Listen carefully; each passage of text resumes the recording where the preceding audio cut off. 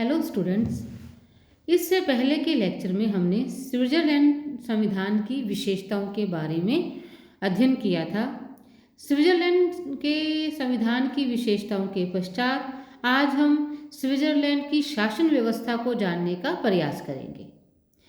Switzerland की सरकार के भी 3 अंग हैं: व्यवस्थापिका, कार्यपालिका और न्यायपालिका। स्विट्ज़रलैंड में व्यवस्थापिका को संघीय संसद के नाम से जाना जाता है, जिसके 2 अंग हैं: प्रतिनिधि सभा और सीनेट, जिसके बारे में विस्तृत अध्ययन आज हम इस लेक्चर में करने जा रहे हैं। देखिए, जो स्विट्ज़रलैंड का संविधान है उसका निर्माण 1848 ईस्वी में हुआ था और 1848 में जिस संविधान का निर्माण किया गया था उस समय व्यवस्थापिका को संघीय संसद के बजाय संघीय सभा का नाम दिया गया था, जिसके 2 सदन थे और इन 2 सदनों के नाम थे राष्ट्रीय परिषद और राज्य परिषद। राष्ट्रीय परिषद को निम्न सदन के रूप में जाना जाता था और राज्य परिषद को उच्च सदन के रूप में। लेकिन जो वर्तमान संविधान है, जो 1999 में लागू किया गया था, उस संविधान के अंतर्गत स्विट्ज़रलैंड की व्यवस्थापिका का नाम परिवर्तित किया गया। अब उसका जो नाम है वो संघीय सभा के स्थान पर उसे संघीय संसद के नाम से जाना जाने लगा है। और इस संघीय संसद के जो 2 अंग थे, जिनका पहले नाम था राष्ट्रीय परिषद और राज्य परिषद, तो राष्ट्रीय परिषद का वर्तमान समय में नाम है प्रतिनिधि सभा और राज्य परिषद को सीनेट के नाम से जाना जाता है। यानी कि जो अमेरिका की व्यवस्थापिका है जिसमें 2 सदन है, वहाँ के प्रतिनिधि सभा और सीनेट, ठीक वैसे ही स्विट्ज़रलैंड में भी नवीन संविधान के अंतर्गत 2 सदन रखे गए हैं और वो 2 सदन हैं प्रतिनिधि सभा और सीनेट। ठीक है, जो प्रतिनिधि सभा है वो निम्न सदन है, सीनेट है वो उसे उच्च सदन का दर्जा दिया गया है। जब हम स्विट्ज़रलैंड की व्यवस्थापिका की बात करते हैं तो वहाँ की व्यवस्थापिका शक्तिशाली है, अर्थात वहाँ पर व्यवस्थापिका के बारे में कहा जाता है कि यद्यपि वो ब्रिटिश संसद की भांति संप्रभु संपन्न संस्था नहीं है, लेकिन कार्यपालिका तथा न्यायपालिका को उसके अधीन किया गया है। जो स्विस संविधान का अनुच्छेद 148 है उसमें कहा गया है कि जहाँ तक जनता के तथा कैंटनों के अधिकारों का अतिक्रमण नहीं होता, राज्य मंडल की सर्वोच्च सत्ता का प्रयोग, यहाँ जो राज्य मंडल शब्द है वो व्यवस्थापिका के लिए ही है, राज्य मंडल की सर्वोच्च सत्ता का प्रयोग संघीय संसद करेगी। 2 सदन प्रतिनिधि सभा और सीनेट होंगे तथा इन दोनों सदनों को समान शक्तियां प्राप्त होंगी। यानी कि जहाँ तक जनता और कैंटन, उनको छोड़कर राज्य मंडल मीन्स प्रशासन की समस्त शक्तियों का प्रयोग व्यवस्थापिका के द्वारा किया जाएगा। तो इस तरह सिद्ध होता है कि जो स्विट्ज़रलैंड की व्यवस्थापिका है वो शक्तिशाली है, कार्यपालिका और न्यायपालिका को उसके अधीन किया गया है, लेकिन ब्रिटेन से यदि हम तुलना करते हैं तो उससे वो कम शक्तिशाली है, क्योंकि संघात्मक व्यवस्था और कठोर संविधान के कारण इसकी शक्तियां सीमित हो गई हैं। जहां ब्रिटेन में एकात्मक शासन प्रणाली है, स्विट्ज़रलैंड में संघात्मक शासन प्रणाली होने के कारण शक्तियों का विभाजन हो गया है। और दूसरा, स्विस संविधान में लोक निर्णय और आरंभक, यानी कि वहाँ प्रत्यक्ष प्रजातंत्र के कुछ मेथड आज भी प्रचलित है, जिस कारण से जो अंतिम सत्ता है वो वहाँ की जनता के पास है। लेकिन इसके अतिरिक्त जब हम संघीय संसद की शक्तियों का अध्ययन करेंगे तो हम देखेंगे कि वहाँ की संसद एक शक्तिशाली संसद है।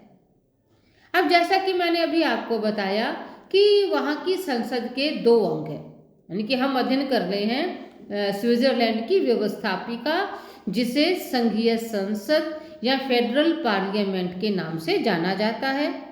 पार्लियामेंट के दो अंग हैं, प्रतिनिधि सभा और सीनेट। जैसे भारत की जो संसद है, भारत की संसद के दो सदन हैं, लोकसभा और राज्यसभा। लोकसभा को निम्न सदन के रूप में जाना जाता है, राज्यसभा को उच्च सदन के रूप में जाना जाता है। ठीक वैसे ही स्विट्जरलैंड के संविधान में व्यवस्थापिका के दो सदन हैं, प्रतिनिधि सभा और सीनेट। जो प्रतिनिधि सभा है वो वहाँ का निम्न सदन है और सीनेट है उसे उच्च सदन के रूप में जाना जाता है। तो सबसे पहले हम प्रतिनिधि सभा के गठन के बारे में देखेंगे। जो प्रतिनिधि सभा है उसके कुल सदस्यों की संख्या है 200। अब इनके इसमें क्या है कि जो प्रत्येक कैंटन, एक बात मैं और क्लियर करना चाहूँगी कि जैसे भारत में शक्तियों का विभाजन केंद्र और राज्य सरकारों के मध्य हुआ है, ठीक वैसे ही स्विट्जरलैंड में शक्तियों का जो विभाजन है वो केंद्र और कैंटनों के मध्य किया गया है। तो हम मानकर चलते हैं कि जिस तरह राज्य एक इकाई है वैसे ही स्विस संविधान में कैंटन भी एक इकाई है। तो जो प्रतिनिधि सभा है उसके सदस्यों की संख्या है 200 और प्रत्येक कैंटन एक निर्वाचित किया जिला होगा तथा प्रत्येक कैंटन के द्वारा अपनी जनसंख्या के आधार पर प्रतिनिधि सभा में भेजे जाएंगे। यानी कि जिस कैंटन की जनसंख्या अधिक है वहाँ से अधिक प्रतिनिधि सभा में जाएंगे और जिस कैंटन की जनसंख्या कम है वो कम प्रतिनिधियों को प्रतिनिधि सभा में भेजेंगे। अर्थात वहाँ जो प्रतिनिधित्व की व्यवस्था है उसका आधार क्या है? जनसंख्या। अब जनसंख्या के कारण ही जो बर्न और ज्यूरिच जैसे कैंटन हैं तो उन कैंटनों के द्वारा प्रतिनिधि सभा में बर्न के द्वारा 32 और ज्यूरिच के द्वारा 31 प्रतिनिधि भेजे जाते हैं। लेकिन जो उरी कैंटन है, उरी कैंटन बहुत छोटा सा कैंटन है तो वहाँ प्रतिनिधि सभा में केवल एक प्रतिनिधि ही भेजा जाएगा। अब प्रश्न आता है कि वहाँ चुनाव का क्या प्रोसीजर है। तो देखिए स्विट्जरलैंड के संविधान में यह व्यवस्था की गई है। यदि हम वर्तमान संदर्भ में देखें तो वर्तमान समय में जिस नागरिक की आयु, चाहे वो स्त्री है या पुरुष, 18 वर्ष या उससे अधिक है तो उस प्रत्येक नागरिक को मत देने का अधिकार प्राप्त है। यानी प्रत्येक स्विस नागरिक जिसे मताधिकार प्राप्त है वो प्रतिनिधि सभा, संघीय सरकार या फिर संघीय सर्वोच्च न्यायालय की सदस्यता प्राप्त कर सकता है। यानी कि जो सरकार के 3 अंग हैं, व्यवस्थापिका, कार्यपालिका और न्यायपालिका, उसकी सदस्यता प्राप्त कर सकता है। लेकिन एक प्रतिबंध भी है कि एक व्यक्ति एक समय में एक ही अंग का सदस्य हो सकता है। या तो वो प्रतिनिधि सभा का सदस्य हो सकता है या सीनेट का या कार्यपालिका या फिर न्यायपालिका। तो एक व्यक्ति एक समय में एक ही संस्था की सदस्यता प्राप्त कर सकता है। इसके अतिरिक्त स्विस संविधान में यह व्यवस्था की गई है कि जो पादरी और संघीय सरकार के कर्मचारी हैं वो प्रतिनिधि सभा का चुनाव नहीं लड़ सकते। अब प्रतिनिधि सभा का चुनाव कैसे होता है?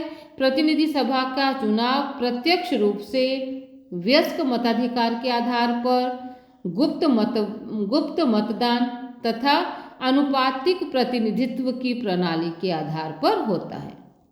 और यदि हम प्रतिनिधि सभा के कार्यकाल की बात करते हैं तो उसका कार्यकाल है 4 वर्ष। प्रत्येक 4 वर्ष के पश्चात प्रतिनिधि सभा के नवीन चुनाव होंगे और नवीन सदस्यों को चुना जाएगा। ये तो था प्रतिनिधि सभा। अब बात करते हैं सीनेट की। सीनेट जिसे हम उच्च सदन के रूप में भी जानते हैं। अब सीनेट की सदस्य संख्या है 46। देखिए प्रतिनिधि सभा के सदस्य संख्या है 200 और सीनेट की सदस्य संख्या है 46। अब वहाँ क्या व्यवस्था की गई है कि जो अर्ध कैंटन है जो छोटे कैंटन हैं उन्हें अर्ध कैंटन के रूप में भी जाना जाता है। इसके बारे में मैंने आपको स्विट्जरलैंड के संविधान की विशेषताओं में भी क्लियर किया था। तो अर्ध कैंटनों में से प्रत्येक सीनेट के लिए अपना एक प्रतिनिधि भेजेगा और जो 20 पूर्ण कैंटन है वो अपने 2 प्रतिनिधि सीनेट के लिए भेजेंगे। देखिए, जो 1848 का जो संविधान था जिसे 1999 में लागू किया गया, तो 1848 में इस बात का प्रावधान था कि राज्य परिषद के सदस्यों के चुनाव का समस्त नियमन कैंटनों द्वारा किया जाएगा और अधिकांश कैंटनों में राज्य परिषद के सदस्य प्रत्यक्ष रूप से, लेकिन 4 कैंटनों में अप्रत्यक्ष रूप से निर्वाचित होते थे। और इसी प्रकार विभिन्न कैंटनों द्वारा जो राज्य परिषद के निर्वाचित सदस्यों का कार्यकाल 1 वर्ष से लेकर 4 वर्ष तक का था। लेकिन वर्तमान संविधान के अंतर्गत व्यवस्था तो इसी ढंग से की गई है और इस व्यवस्था के पीछे मान्यता यह है कि जो द्वितीय सदन है, जो उच्च सदन के रूप में जिसको हम जानते हैं, तो द्वितीय सदन के सदस्य संघीय व्यवस्थापिका में स्विस जनता का नहीं वरना कैंटनों का प्रतिनिधित्व करते हैं। अतः अपने प्रतिनिधियों के चुनाव के संबंध में समझ शक्ति कैंटनों को ही प्राप्त होनी चाहिए। यदि मैं आपको सरल शब्दों में बताना चाहूँ तो हम कह सकते हैं कि जो सीनेट है वो उच्च सदन है जो कैंटनों का प्रतिनिधित्व करता है। जैसे हमारे यहाँ जो राज्यसभा है, राज्यसभा राज्यों का प्रतिनिधित्व करती है, ठीक वैसे ही जो सीनेट है वो कैंटन का प्रतिनिधित्व करते हैं। अब सीनेट के सदस्यों का चुनाव किसके द्वारा किया जाता है? कैंटनों के द्वारा किया जाता है। तो किसी कैंटन के द्वारा तो यह चुनाव प्रत्यक्ष रूप से किया जाता है और कहीं यह चुनाव अप्रत्यक्ष रूप से किया जाता है। तो हम कह सकते हैं कि सीनेट के सदस्यों के चुनाव की सारी जिम्मेदारी कैंटनों को दे दी गई है। अब नेक्स्ट आता है संघीय संसद की शक्तियां और कार्य, यानी कि संसद के पास कौन कौन सी शक्तियां हैं। तो हम देखेंगे कि संसद के 2 अंग हैं, प्रतिनिधि सभा और सीनेट। और वर्तमान संविधान के अनुच्छेद 173 में कहा गया है कि प्रतिनिधि सभा एवं सीनेट दोनों उन सभी कार्यों को संपन्न करेंगी जो वर्तमान संविधान द्वारा संघीय अधिकार क्षेत्र में रखे गए हैं और जो अन्य किसी अधिकारी को नहीं सौंपे गए। अर्थात संविधान के द्वारा जो शक्तियां व्यवस्थापिका को प्रदान की गई हैं उन समस्त शक्तियों का प्रयोग संसद के द्वारा किया जाएगा। तो सबसे पहली शक्ति आती है विधायी शक्तियाँ। देखिए, जो विधायी शक्ति है, अब जो व्यवस्थापिका है, व्यवस्थापिका का प्रमुख कार्य क्या होता है? कानून निर्माण। और हम किसका अध्ययन कर रहे हैं? हम अध्ययन कर रहे हैं स्विट्जरलैंड की व्यवस्थापिका, तो जिसका सबसे प्रमुख कारण क्या है? कानून का निर्माण करना। और संविधान के द्वारा जो विषय इस व्यवस्थापिका को सौंपे गए हैं उन समस्त विषयों पर कानून बनाने का अधिकार संघीय संसद को प्राप्त है। अब कौन कौन से विषयों पर कानून बना सकती है? इसमें है राजनीतिक अधिकारों के प्रयोग के संबंध में कानून बना सकती है, संवैधानिक अधिकारों पर प्रतिबंध के संबंध में, व्यक्तियों के अधिकारों के संबंध में, परिसंघ के कार्यों के संबंध में और संघीय कानून को लागू करने और क्रियान्वित करने के प्रसंग में इन्हें कानून बनाने का अधिकार है। संघीय संसद की विधायी शक्तियों का उल्लेख अनुच्छेद 164 में किया गया है। जो दूसरी शक्ति आती है वो है संविधान में संशोधन की शक्ति। देखिए, व्यवस्थापिका चाहे जिन देशों में प्रजातंत्र है उस प्रत्येक देश में व्यवस्थापिका को संविधान में संशोधन करने का भी अधिकार है। और जब हम स्विट्जरलैंड के संविधान का अध्ययन करते हैं तो स्विट्जरलैंड के संविधान में भी व्यवस्थापिका को संविधान में संशोधन करने का अधिकार प्राप्त है। अब क्या है, जो संशोधन प्रस्ताव है, मान लो संविधान के किसी हिस्से में संशोधन करना है तो उससे रिलेटेड प्रस्ताव को दोनों सदनों द्वारा पारित किए जाने पर ही लोक निर्णय के लिए भेजा जाता है। जैसा कि मैंने आपको इसकी विशेषताओं में बताया था कि प्रत्यक्ष प्रजातंत्र वहाँ आज भी लागू है, और किस रूप में, एक उसका प्रकार है लोक निर्णय, यानी कि जनता से जरूर पूछा जाएगा कि संविधान के किसी हिस्से में परिवर्तन किया जाए अथवा न किया जाए। तो जो संशोधन का प्रस्ताव है वो संसद के किसी भी अंग में पेश किया जाएगा और वहां से पारित होने के पश्चात वो लोक निर्णय के लिए भेजा जाता है। जब संघीय संविधान के पूर्ण संशोधन का प्रस्ताव विचारार्थ हो तो संघीय संसद को भंग कर नवीन संघीय संसद का निर्वाचन आवश्यक। कब होगा नवीन संघीय संसद का निर्वाचन? जब पूर्ण रूप से संविधान में संशोधन करना हो।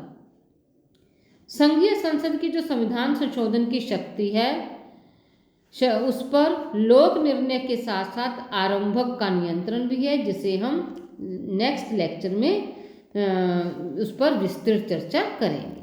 तो ये है संविधान संशोधन की शक्ति, जिस पर दोनों सदनों में प्रस्ताव पेश किया जाता है। प्रस्ताव तभी पास होगा यदि उस पर लोक निर्णय में उसको सहमति मिल जाए। हम कह सकते हैं यदि वहाँ पर 1,00,000 स्विस मतदाता संविधान में संशोधन का प्रस्ताव करते हैं तो संघीय संसद को उस पर विचार करना होगा। यानी कि मान लीजिए वहाँ के 1,00,000 से अधिक मतदाता यह मांग करते हैं कि अमुक संविधान के हिस्से में संशोधन हो, तो उसमें फिर संसद को संशोधन करना ही होगा।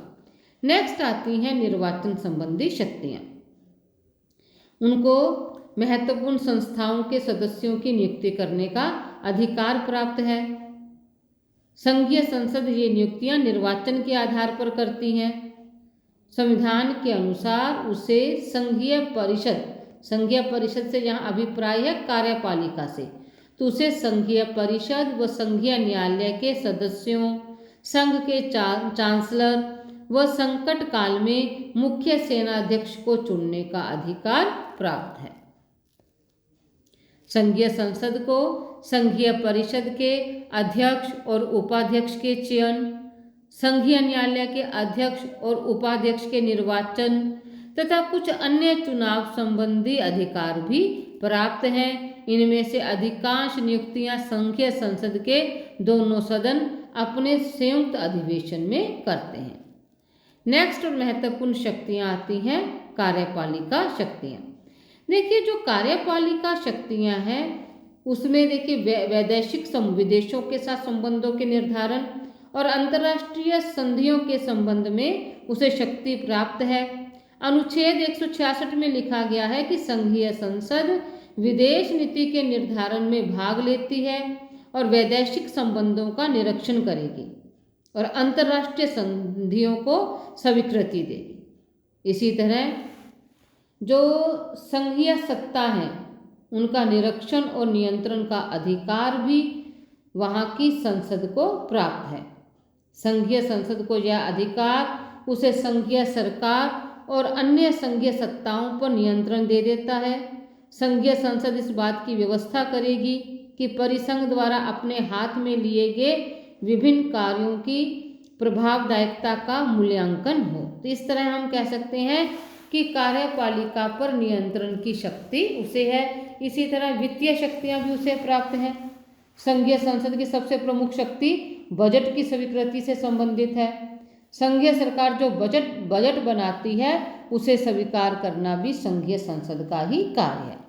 और एक अन्य और महत्वपूर्ण कार्य है वो कैंटनों से संबंधित शक्ति।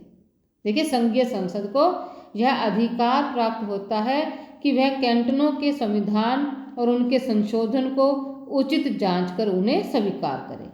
कैंटन विदेशों से जो संधियां करते हैं उन पर भी संघीय संसद की स्वीकृति लेना आवश्यक है।